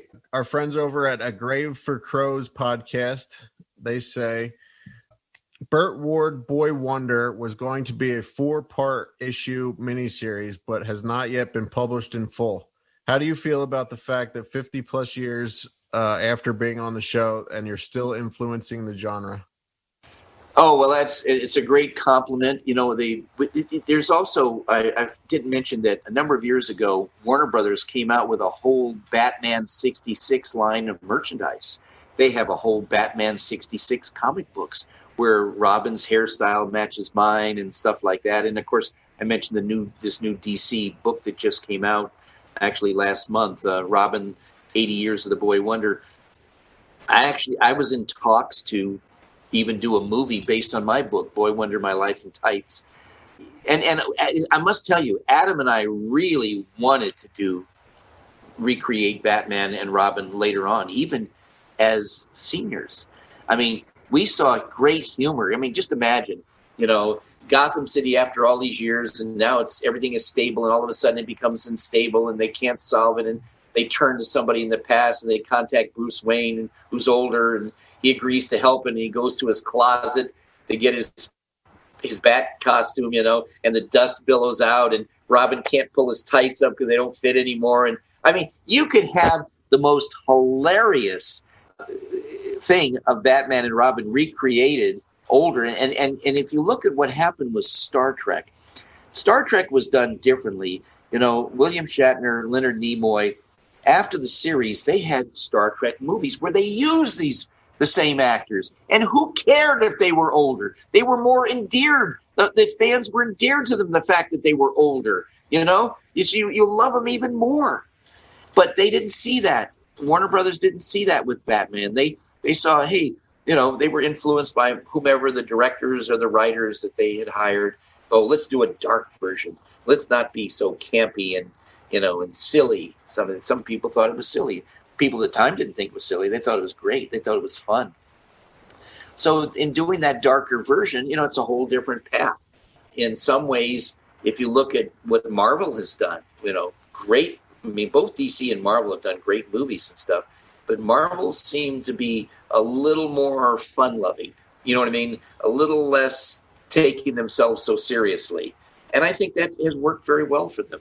But the Batman movies come out, Warner Brothers done a great job. You take $300 million, and you can make a pretty great movie. Yeah. And they've had, fabulous actors. People ask me, well, who do you think who was your favorite Batman? I said, there's been every actor that played Batman was a great actor, but they were actors. In my opinion, there was only one real Batman, and that was Adam West.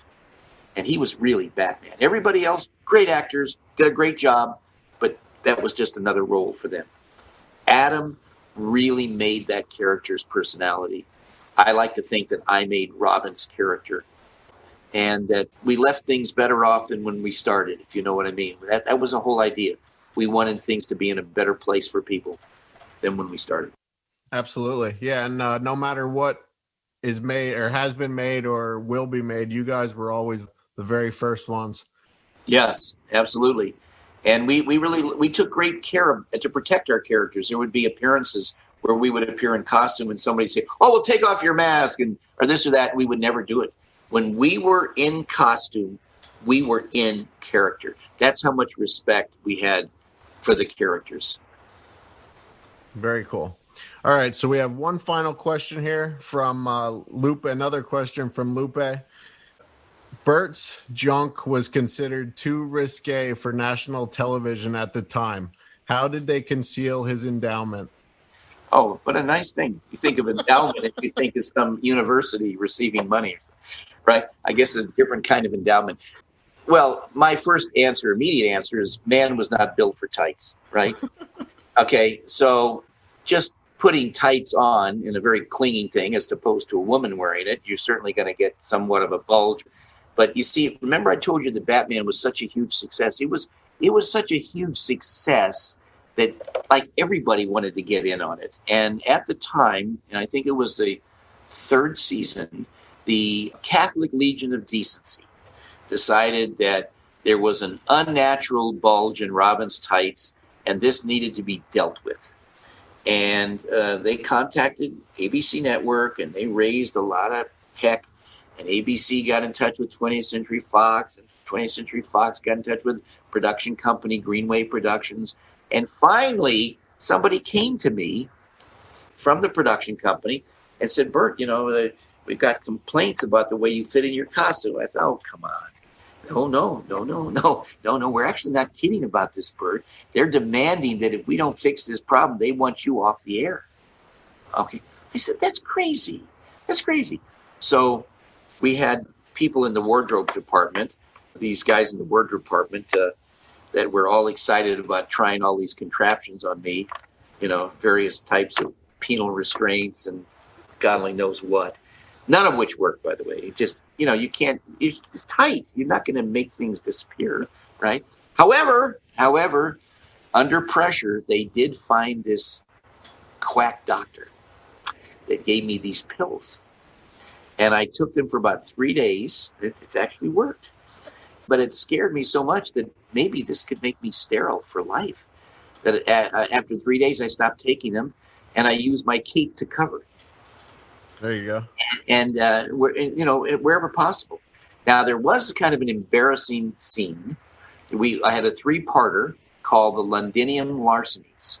It was supposed to take place in London. In fact, the Londinium Larcenies.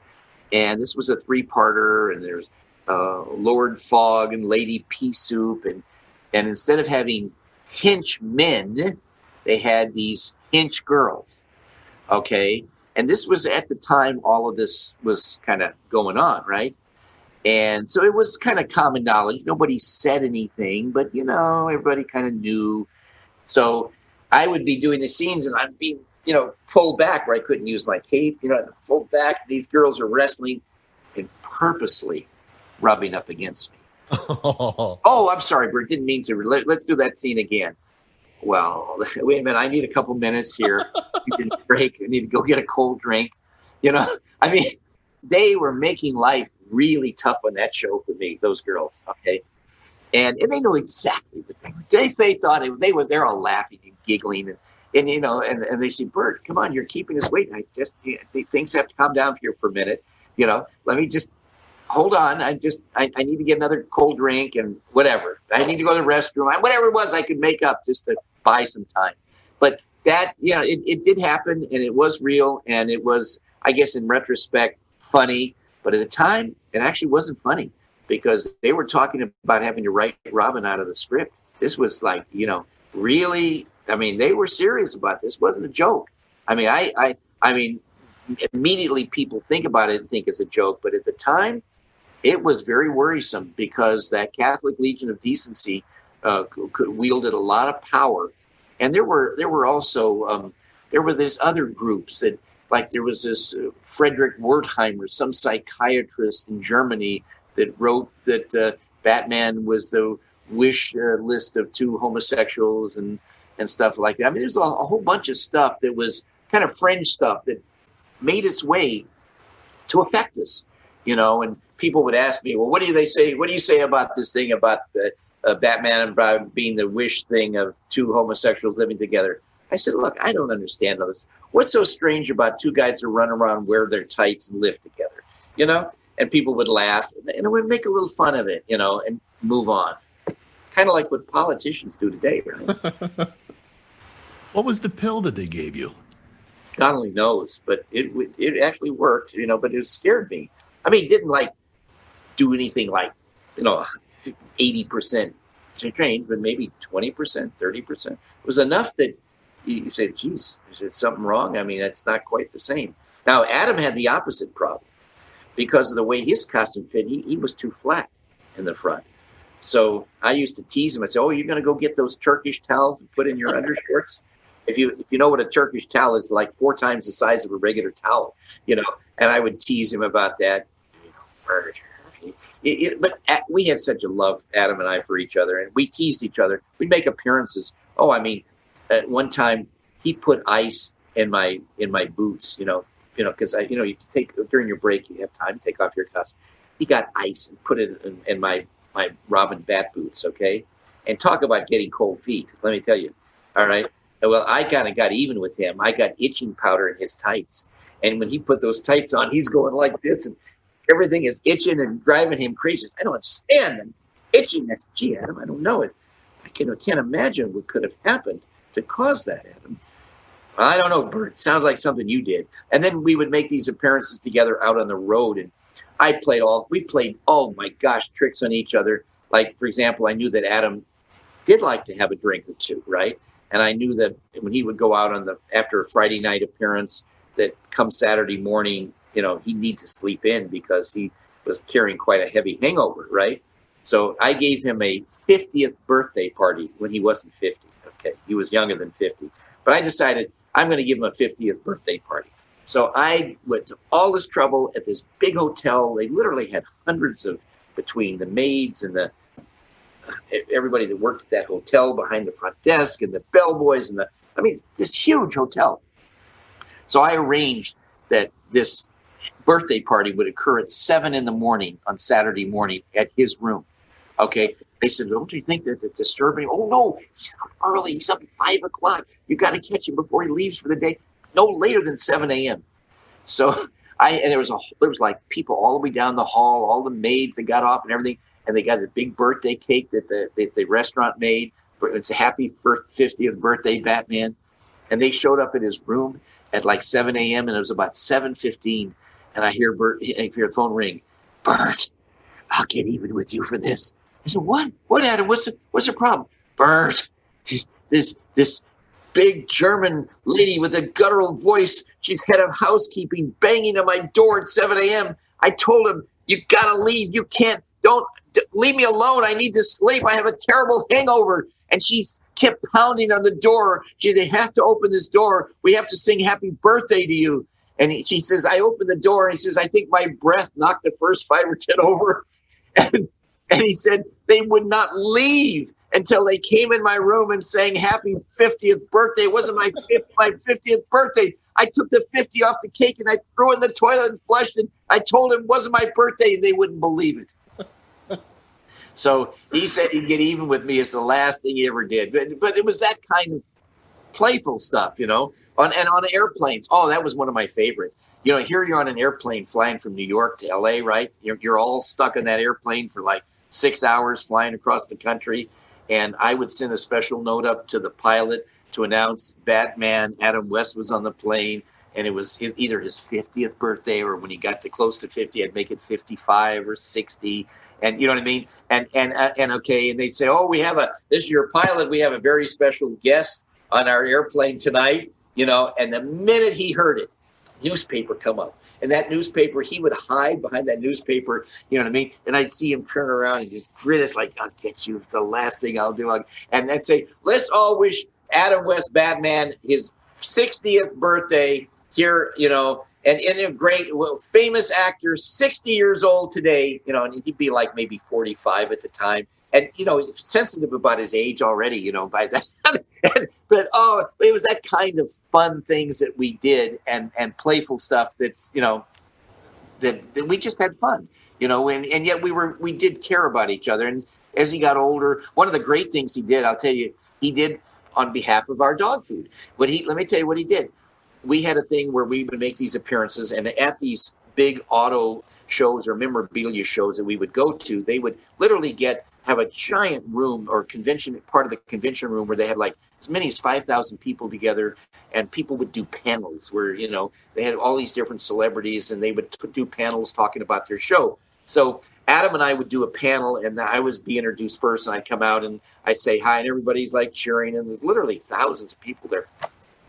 And I would do the introduction of Adam, and I say, I want to introduce you to the, one of the greatest superheroes of all time, my dear friend and the ultimate Batman, Adam West. And people would cheer, and Adam would come out, and he's such a funny guy naturally, just a funny person, He would come out to the edge of the stage, and he said he says, ladies and gentlemen, I'm actually just going to stand here for a few minutes and let you admire my incredible crime-fighting physique. And, people cry and they're laughing so hard.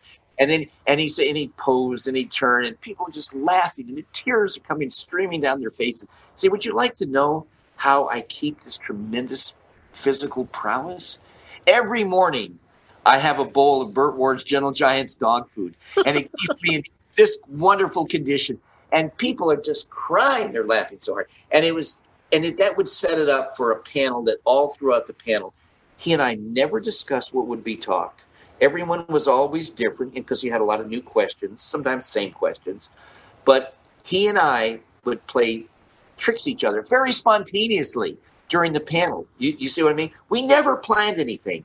And the audience could tell when I would say something that was ribbing him. They didn't know what the whole joke was, but they knew enough that I was getting under his skin, or he was getting under mine. There's something that would be embarrassing if we went any further with the discussion.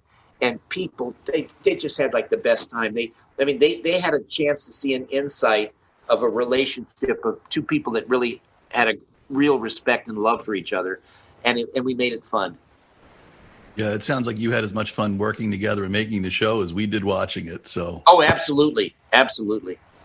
Well, we really appreciate your time. This was fantastic. Absolutely the best. I'm not even sure how long we were on with you, but this might have to be a two-parter. We'll see. So in wrapping, again, thank you. Our audience thanks you.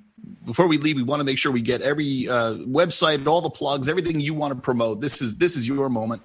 Okay, well, it's just that for any of you that have a dog or a cat that loves your pet and like to have it for many, many years longer, 2 or 3 times its normal lifespan, we make a very special dog food called Gentle Giants. We make a very special cat food also called Gentle Giants. And we invite you to read about it at gentlegiantsdogfood.com, gentlegiantscatfood.com, and our store is gentlegiantspetproducts.com. And you can really watch the videos, see these dogs. I mean, this is the real thing. As an example, Inside Edition is a well-known television show. They came out and they videotaped one of our dogs, their dog named Tara, a Russian wolfhound, who's only supposed to live 7 to 9 years. And they videotaped her when she was 25 years old. And the segment they titled, which is still on the internet, or you can see it on our website, it was called, "Could This Be the Oldest Living Pooch in the World?" And after they did that segment, Tara, again, she was triple her normal lifespan, 25 years of age. She still lived until 27 and a half years and lived a wonderful, happy life and was jumping up in the air until the very last year of her life. So, this warms our heart. And if we can help you keep your pet 5 or 10 or 15 years longer, we'll want to do it. So check us out, gentlegiantsdogfood.com. Our Facebook is Gentle Giants Dog Food and Products. And, check it out. Give it a try. My wife and I, as I said, don't take any salary for this. This is all about loving animals and making a better world for all of us. Thank you so much, Burt. This was fantastic. Well, this was thank great. you. I hope you enjoyed it too. I had a great time, as we said on Batman. To the Batmobile, citizens!